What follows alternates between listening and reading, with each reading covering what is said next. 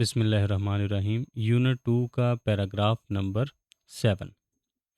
There जो है ये लफ्ज़ मौजूदगी बताने के लिए होता है, इसकी अपनी ट्रांसलेशन नहीं होती। इज़ है अनदर एक दूसरा, मैटर मामला, दैट जो कि आई वुड लाइक मैं चाहता हूँ, टू रेफ़र टू उसका हवाला देना।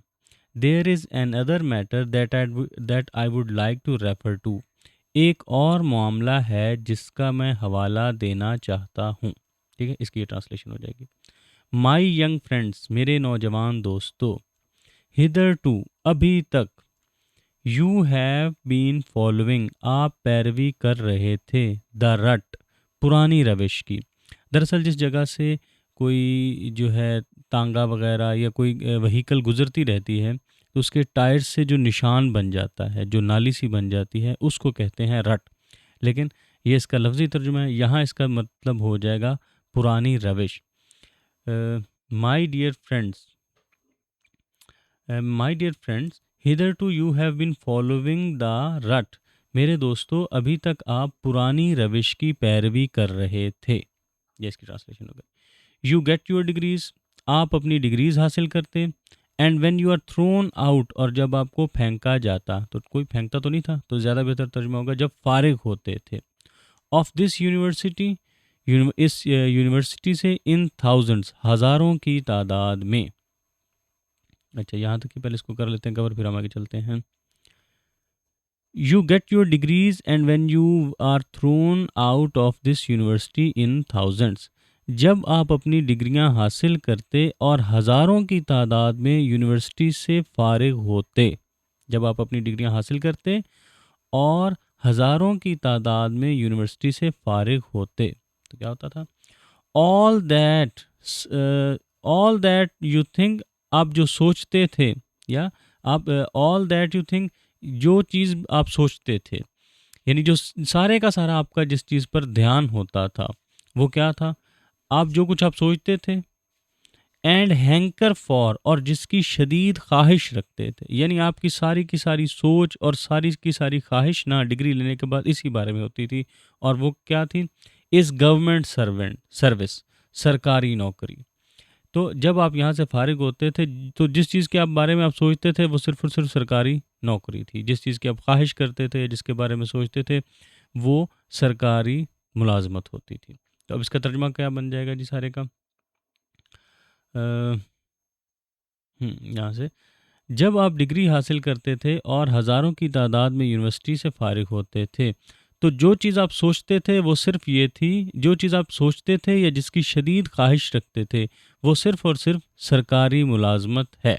ठीक है, जिस चीज़ के, जब आप यूनिवर्सिटी से फारिग होते हैं, जब आप डिग्री हासिल करते हैं और हज़ारों की तादाद में यूनिवर्सिटी से फारिग होते हैं, तो आप जिस चीज़ के बारे में सोचते या जिसकी शदीद ख्वाहिश रखते हैं वो सिर्फ सरकारी मुलाजमत है। ठीक है, ये इसकी ट्रांसलेशन बन जाएगी। एज यूअर, जैसा कि आपके vice chancellor has rightly stated, बजा तौर पर फरमाया है या सही तौर पर बयान किया है। द मेन ऑब्जेक्ट, असल मकसद, of the old system of education, पुराने निज़ाम तालीम। ठीक है, द मेन ऑब्जेक्ट, बुनियादी मकसद, of the old system of education, पुराना निज़ाम तालीम। And the system of government existence, and the system of government, और निज़ाम हुकूमत एग्जिस्टिंग, जो मौजूद है, हिदर टू अभी तक, यानी अभी तक भी वही सिस्टम मौजूद है। पहले यहाँ तक हम इसको कवर कर लेते हैं, फिर हम आगे चलते हैं जी। हो ज़्यादा ऊपर चला गया ये। As your vice chancellor has rightly stated, जैसा कि आपके वाइस चांसलर ने सही तौर पर फरमाया है या सही तौर पर बयान किया है। The main object of the old system of education and the system of government existing hitherto, कि पुराने निज़ाम तालीम और अभी तक जो निज़ाम हुकूमत है, इनका असल मकसद, बस इनका असल मकसद, हाँ आगे है जी उसके बारे में, इनका जो असल मकसद है, वॉज रियली टू हैव, वो था, क्या था? यकीनन वो ये था, to have well trained well equipped clerks, तो सिर्फ और सिर्फ माहिर और जो थे तरबियत याफ्ता क्लर्क पैदा करना था। यानी जो पुराना निज़ाम तालीम था या निज़ाम हुकूमत था, इन दोनों का मकसद, और अभी तक भी वही निज़ाम हुकूमत चल रहा है, इनका मकसद सिर्फ़ और सिर्फ इतना था कि तरबियत याफ्ता और माहिर क्लर्क पैदा किए जाएं। अब हम सारे का मिला के तर्जुमा कर लेते हैं जी। अ, जैसा कि आपके वाइस चांसलर ने सही तौर पर बयान किया है या बजा फरमाया है कि पुराने निज़ाम तालीम और मौजूदा निज़ाम हुकूमत और अभी तक के मौजूदा निज़ाम हुकूमत का मकसद तरबियत याफ्ता और माहिर क्लर्क पैदा करना था। जैसा कि आपके वाइस चांसलर साहब ने बजा तौर पर फरमाया कि पुराने निज़ाम तालीम और अभी तक के मौजूदा निज़ाम हुकूमत का मकसद तरबियत याफ्ता और माहिर क्लर्क पैदा करना था। ऑफ कोर्स, यकीनन, सम ऑफ देम, उनमें से कुछ, वेंट हायर, ऊंचे मर्तबे पर चले गए, एंड फाउंड देयर लेवल, और उन्होंने अपने मर्तबे को पा लिया, ऊंचे मकाम पर चले गए और अपने मर्तबे को पा लिया। ठीक है, अब इस सारे को यहाँ तक पहले कवर कर लेते हैं। Of course some of them went higher and found their level, यकीनन इनमें से कुछ ऊंचे ओहदों पर गए और उन्होंने अपने मकाम को पा लिया।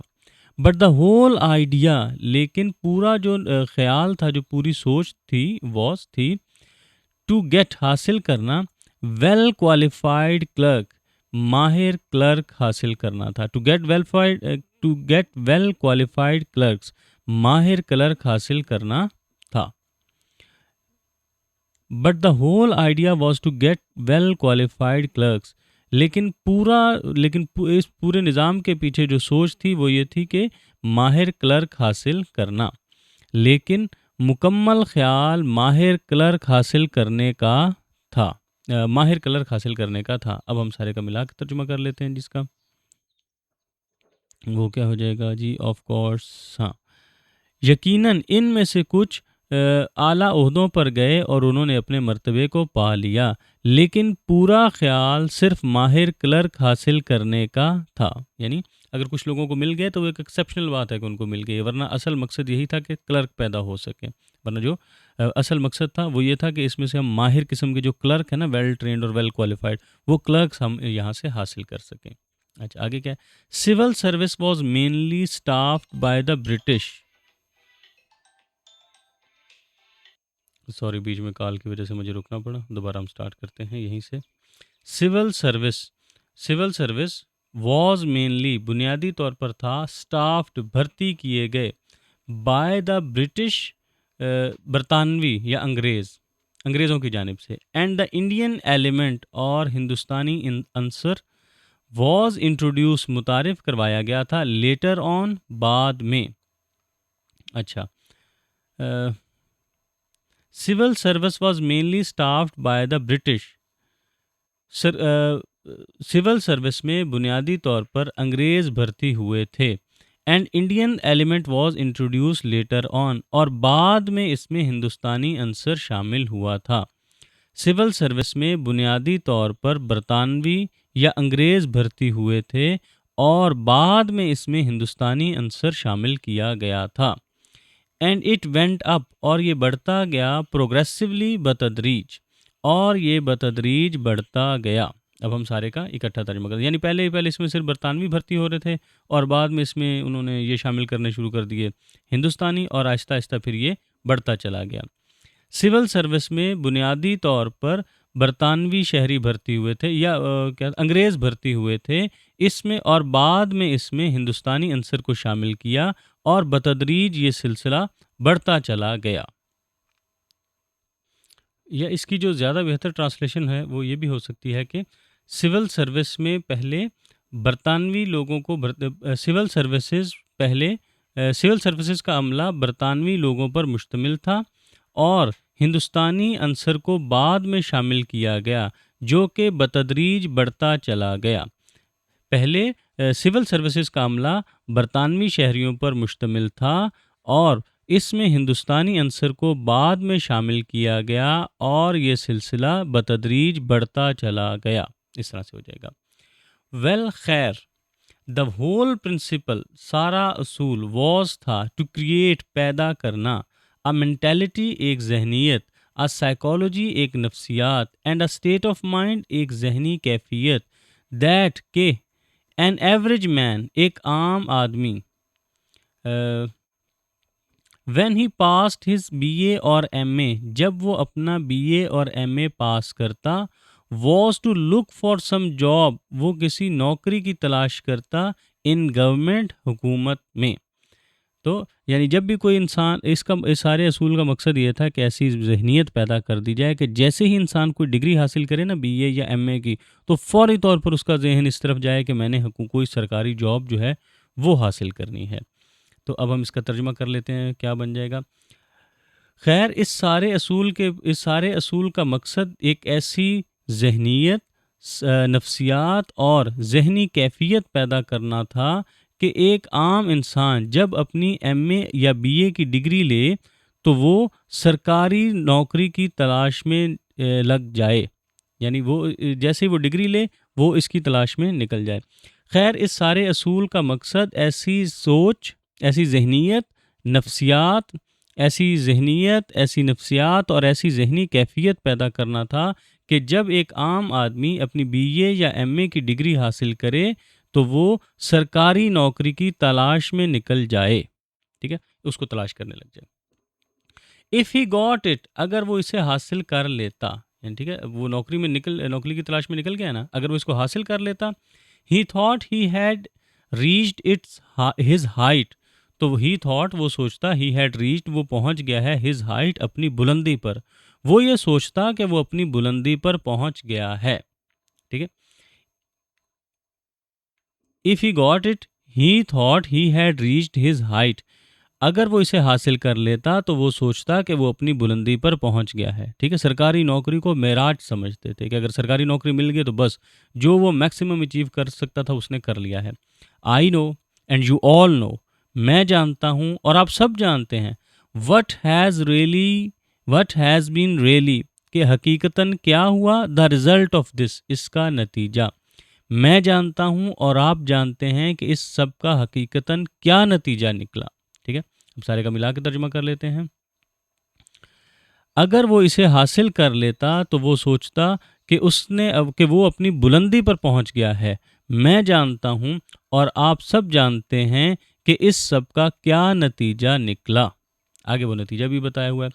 आवर एक्सपीरियंस हैज़ शोन, हमारा तजुर्बा ये साबित करता है, दैट के एन एम ए अर्न्स, कमाता है, कि एक एमए किया हुआ शख्स कमाता है, less than a taxi driver से भी कम कमाता है। ठीक है, हमारे तजुर्बे ने ये यहाँ तक इसका बन जाएगा, हमारे तजुर्बे ने ये साबित किया कि एक एमए पास इंसान एक टैक्सी ड्राइवर से कम कमाता है, एंड मोस्ट ऑफ उससे कम कमाता है, एंड मोस्ट ऑफ और ज़्यादातर the so called government servants, नाम नेहाद सरकारी मुलाजमीन, आर लिविंग गुजार रहे हैं, इन अ मोर ज़्यादा मिजरेबल काबिल रहम मैनर तरीका। ज़्यादातर पहले इसको यहाँ तक हम कवर कर लेते हैं। And most of so called government servants, और ज़्यादातर नाम नेहाद सरकारी मुलाजमीन, are living in a more miserable manner, वो ज़्यादा काबिल रहम तरीके से या ज़्यादा बदतर ज़िंदगी गुजार रहे हैं। किससे बदतर ज़िंदगी गुजार रहे हैं? देन मैनी मैनुअल सर्वेंट्स, बहुत से घरेलू मुलाजमीन से, यानी घरेलू मुलाजमीन से भी बदतर ज़िंदगी गुजार रहे हैं जो सरकारी मुलाजमीन है। आम जो घरों में छोटे मोटे काम करते हैं, मीनियल सर्वेंट्स वो होते हैं जो बगैर किसी स्किल के काम करते हैं, वो काम जो कोई भी कर सकता हो। मसलन को साफ़ सफाई करनी है तो उसके लिए कोई ख़ास स्किल की ज़रूरत तो नहीं है, लेकिन अगर हमने वही कोई दरवाज़ा बनाना है या कोई लकड़ी का काम करना है या लोहे का काम करना है तो उसके लिए हमें एक स्किल की ज़रूरत होती है। मीनियल के लिए हमें किसी स्किल की ज़रूरत नहीं होती, वो सब ही यकसा कर सकते होते हैं।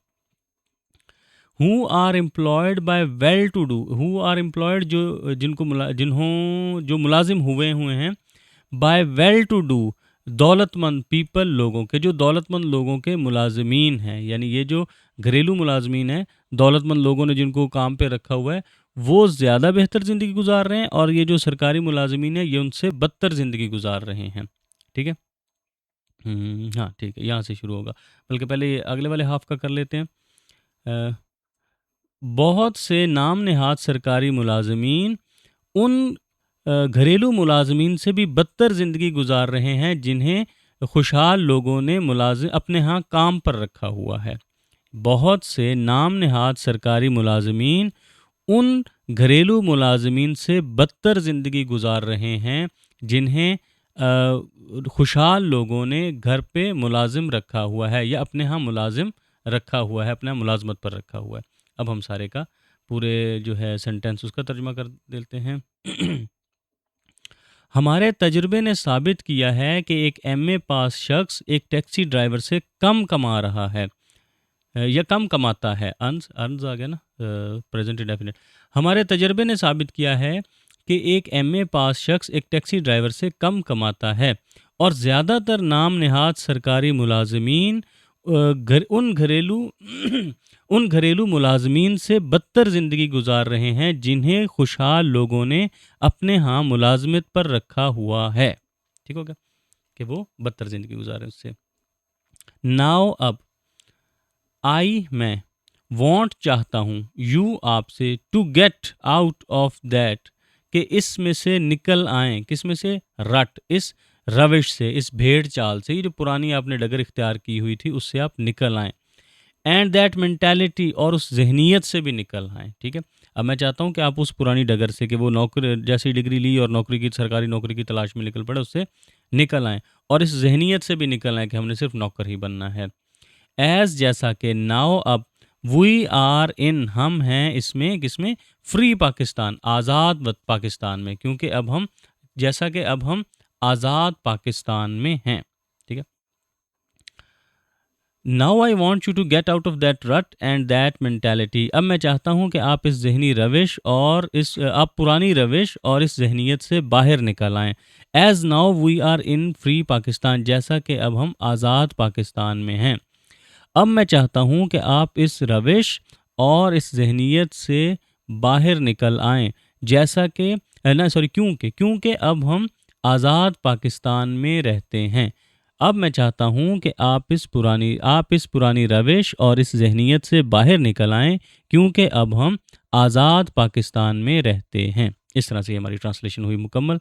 नीचे ये दूसरी है, उर्दू में लिखी हुई है, ताकि अगर आप देखना चाहें अपने इसको ज़्यादा बेहतर तौर पर, जो अल्फाज हैं उनको जांचना चाहें तो आप यहाँ से देख सकते हैं।